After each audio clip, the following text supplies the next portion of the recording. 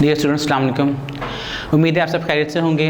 रमज़ान का महीना बड़ी तेज़ी से गुजरता चला जा रहा है। जैसे आज हम 15वां रोज़ा जो है वो मुकम्मल हो चुका और 16वें रोज़े की जो तैयारी है वो चल रही है। इसी के साथ साथ हम भी अपनी जो सीरीज़ है उसको भी साथ साथ लेकर चल रहे हैं। कोशिश करें इसको भी हम बेहतर तरीके से पाया तकमील तक पहुँचाएँ और आप लोगों को जो है स्टूडेंट्स को मैक्सिमम जो चैप्टर्स हैं, जो लेक्चर्स हैं, जो टॉपिक्स हैं वो मुहैया कर सकें।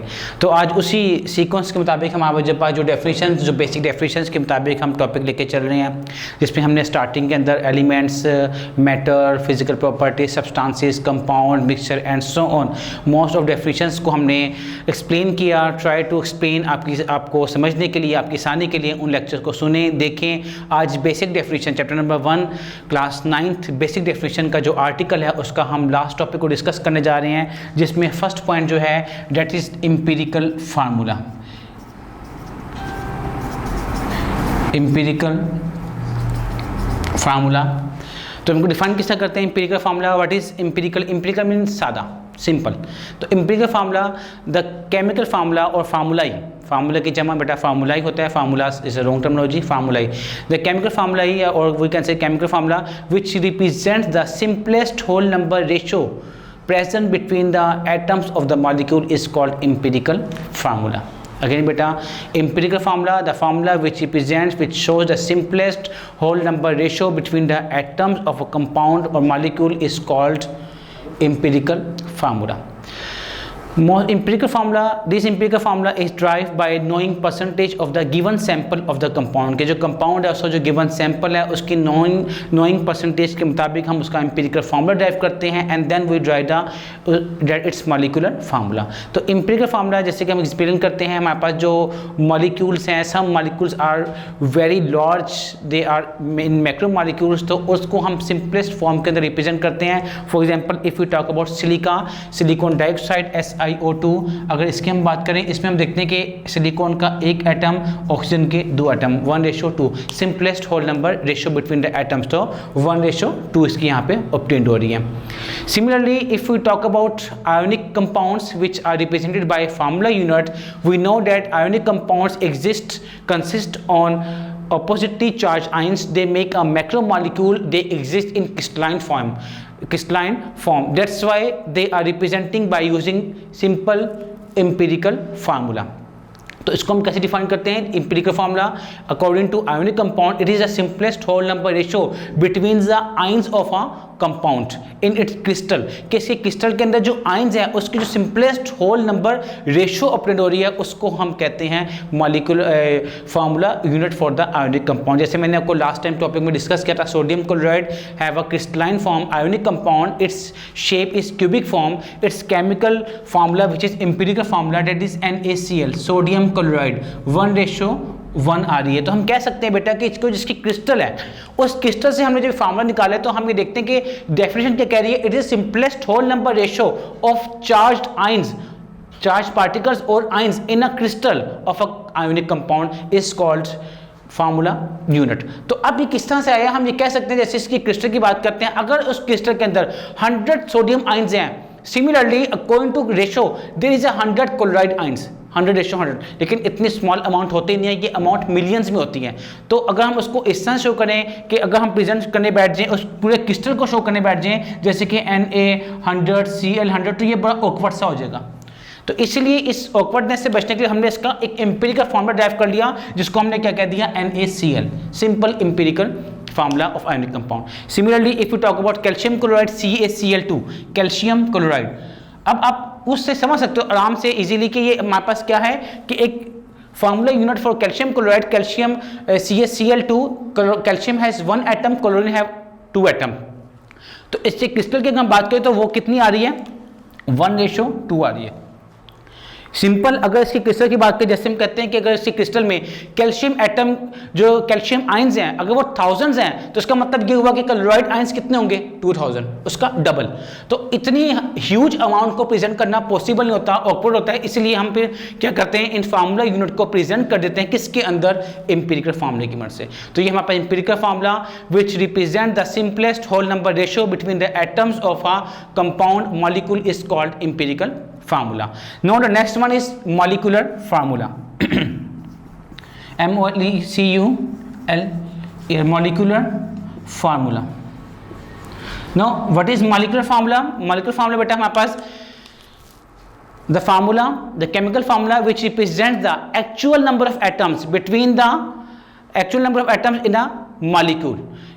ठीक है, अगेन बेटा हमारे definition molecular formula, the molecule which represents the actual number of atoms between actual number of atoms in a molecule is called molecular formula. For example, if we talk about glucose, formula is C6H12O6. It's molecular formula. Carbon atom have 6, hydrogen 12 and oxygen 6. तो इसका empirical formula किस तरह से बन जाएगा? 6 common ले लें, CH2O. तो हम मॉलिक्यूलर फार्मूला से उसका एम्पिरिकल फार्मूला भी बना सकते हैं. तो molecular formula, the formula which represents the actual number of atoms present in the compound is called molecular formula. Example C6H12O6, उसका एम्पिरिकल फार्मूला CH2O. इस तरह हमारे पास बेंजीन है C6H6, तो इसका एम्पिरिकल फार्मूला क्या आ जाएगा? Only CH. तो ये इसके मॉलिक्यूलर फार्मूला जो उसके अंदर एक्चुअल नंबर ऑफ एटम्स को क्या कर रहा है? प्रेजेंट कर रहा है. और बेटा कुछ कंपाउंड्स ऐसे होते हैं जिसके अंदर जो एम्पिरिकल और मॉलिक्यूलर फार्मूला उसका सेम होता है. For example H2O, water molecule, this is molecular formula, this is empirical formula. CO2, carbon dioxide gas, molecular formula, empirical formula. तो some compounds have same molecular formula as well as same empirical formula. तो ये दोनों points आपके important short questions हैं. किसी भी तरीके से आपको क्वेश्चन पूछा जा सकता है.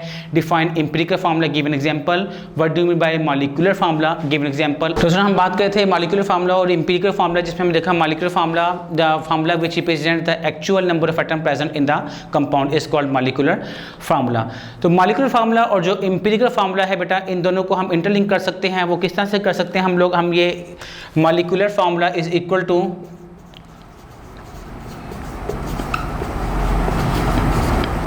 molecular formula is equal to, we can say, empirical formula.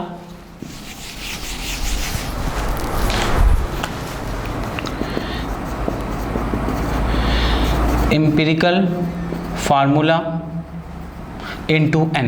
इसका मतलब ये हुआ कि जब भी किसी एम्पिरिकल फार्मूले को n से, एक स्पेसिफिक नंबर से मल्टीप्लाई करते हैं तो वापस अपने मॉलिक्यूलर फार्मूले में शिफ्ट हो जाता है. जैसे कि ये देखिए, मैंने अभी एग्जांपल लिखी CH2O. अब CH2O को अगर हम मल्टीप्लाई बाय 6 कर दें, यानी कि इसको हम 6 ले आते हैं यहाँ पे, तो ये क्या बन जाएगा? C6H12O6, जो कि क्या है हमारे पास? ग्लूकोज का एम्पिरिकल मॉलिक्यूलर फार्मूला. कि उसके एम्पिरिकल को हमने 6 से n से मल्टीप्लाई किया तो हमारे पास वो ओपन हुआ है. तो यहाँ पे हमारे पास ये 2-3 इंपॉर्टेंट शॉर्ट क्वेश्चन आ जाते हैं, जिसमें हम देखते हैं कि जो what is empirical formula, give example. Similarly what define molecular formula, give examples. And third one is one of the important, how can you interlink और we can say how can you relate molecular formula by using empirical formula. के molecular फार्मूले को और empirical फार्मूले को किस तरह से हम इसको इंटरलिंक कर सकते हैं, इन दोनों का आपस में रिलेशन क्या है. और इसके अलावा जो हमारे पास कुछ कंपाउंड्स ऐसे भी हैं जिनका एम्पिरिकल और मॉलिक्यूलर फार्मूला सेम होता है, like water H2O which have same molecular formula and same empirical formula. Now next जो हमारे पास बेसिक डेफिनेशन है, इसका आज हम जो टॉपिक जो हम करने जा रहे हैं लास्ट है, इसमें हम देखेंगे मॉलिक्यूलर मास एंड फार्मूला मास. ये किसी भी कंपाउंड का मॉलिक्यूलर मास और फार्मूला मास को हम किस तरह से डिफाइन करते हैं. जिसमें बेटा हमने पहले एटॉमिक मैसेज को डिस्कस किया था, उसी से हम इस्तेमाल करते हुए आगे चलेंगे. How can we find the molecular mass और फार्मूला मास. मॉलिक्यूलर मास क्यों कह रहे हैं? Because it have covalent compound, and formula mass मतलब फार्मूला यूनिट आयोनिक कंपाउंड. तो अब यहाँ से हम स्टार्ट करते हैं. How can we determine the molecular mass और फार्मूला मास. मॉलिक्यूलर मास और we can say formula mass. तो हम किसे डिफाइन करते हैं? इसको डिफाइन करने के लिए हम ये कहते हैं the molecular mass is a mass of a molecule, the sum of the masses of all the atoms present in a molecule is called molecular mass. Again बेटा, मॉलिक्यूलर मास हमने किसे डिफाइन किया? The sum of the all the masses of the atoms present in a molecule is called molecular mass. Its unit is also AMU. For example, if we talk about H2SO4 sulphuric acid molecule, तो molecular mass of H2SO4, molecular mass of H2SO4 किस तरह से हमें define किया बेटा? हमने ये देखा कि एक्सप्लेन कर रहे हैं the sum of all the atomic masses of the atoms present in a compound in a molecule is called molecular mass। अब सल्फ्यूरिक एसिड की बात हो रही है, अब देखते जाए हाइड्रोजन कितने एटम बेटा, यहाँ पे इसके 2 एटम्स हैं और हाइड्रोजन का एटॉमिक मास कितना होता है 1, तो क्या आ जाएगा 2 मल्टीप्लाई बाय 1 प्लस सल्फर कितनी है ओनली 1, एक एटम है तो मतलब 1 मल्टीप्लाई बाय 16, सॉरी इसका हमारे पास एटॉमिक मास 32, 16 इसका एटॉमिक नंबर है, ठीक है 16 हमारे पास इसका मास। ऑक्सीजन कितने एटम है 4 एटम्स हैं और ऑक्सीजन का मास कितना होता है 16, तो इसको मल्टीप्लाई करते हैं कितना आ जाएगा 2 1 2 प्लस 32 प्लस 64, तो ये कितना आ जाएगा हमारे पास 98 AMU। This is the molecular mass of sulphuric acid. तो डेफिनेशन हमें क्या कह रही थी, डेफिनेशन के मुताबिक हम ये बात कर रहे हैं the sum of all the atoms, the sum of atomic masses of all the atoms present in a molecule is called molecular mass। Similarly if we talk about water H2O, molecular mass of water कितना आ जाएगा, molecular mass of water, तो अब आप find कर सकते हो hydrogen कितने atoms हैं 2 एटम्स हैं, तो इसका मतलब 2 मल्टीप्लाई 1 प्लस ऑक्सीजन का एक एटम और मास कितना है 16, 1 into 16, 2 plus 16 is equal to 18 AMU। This is the molecular mass of the water. So now what is formula mass. Similarly formula mass सिर्फ जहाँ जहाँ मॉलिक्यूल था बेटा वहाँ लफ्ज आपने फार्मूला यूज कर लेना है, तो हमारे पास ये point clear. The sum of the all the atomic masses of the atoms present in the formula unit is called formula mass। Simple कि अब मतलब आयोनिक कंपाउंड की बात हो रही है।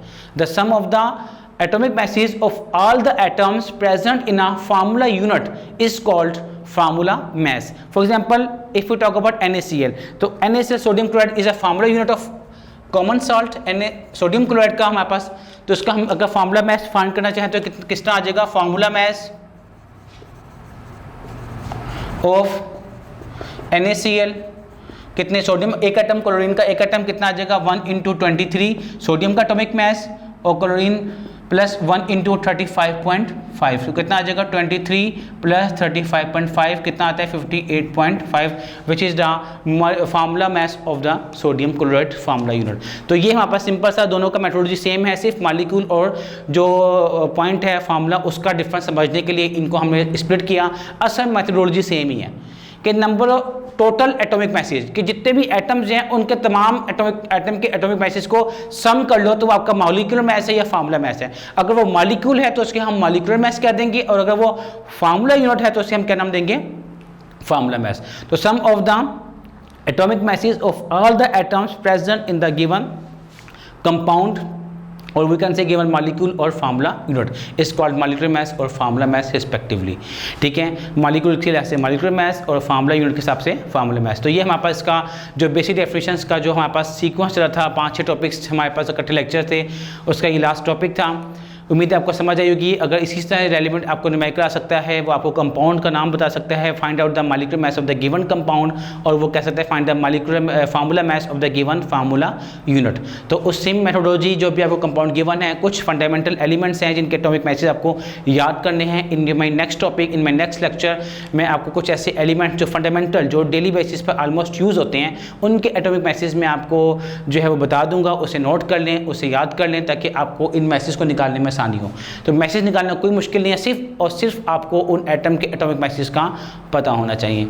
तो उम्मीद है ये टॉपिक आपको समझ आएगा। इसको याद करें, डेफिनेशंस हैं, एग्जांपल लाजमी याद करें। हर टॉपिक में अब तक जो हमने बेसिक डेफिनेशन में जितने भी टॉपिक्स पढ़े हैं उन तमाम से रेलिवेंट एग्जांपल लाजमी याद करें। एग्ज़ाम में वो आपसे डिमांड करता है एग्जाम्पल की या नहीं करता, फिर भी आपने एग्जाम्पल लाजमी कोट कर दिया है। होपफुली आपको यहाँ तक जो हमने लेक्चर्स अब तक अपलोड किए समझ आई होगी। अभी भी किसी टॉपिक में कोई मसला है, कोई चीज़ समझ नहीं आती तो हमें ज़रूर आगाह करें, हमारे चैनल को सब्सक्राइब करें, कमेंट में जो है आपकी जो प्रॉब्लम है उसे मेंशन करें ताकि हम उसको जल्द अज जल्द उसको हल कर सकें। Thank you.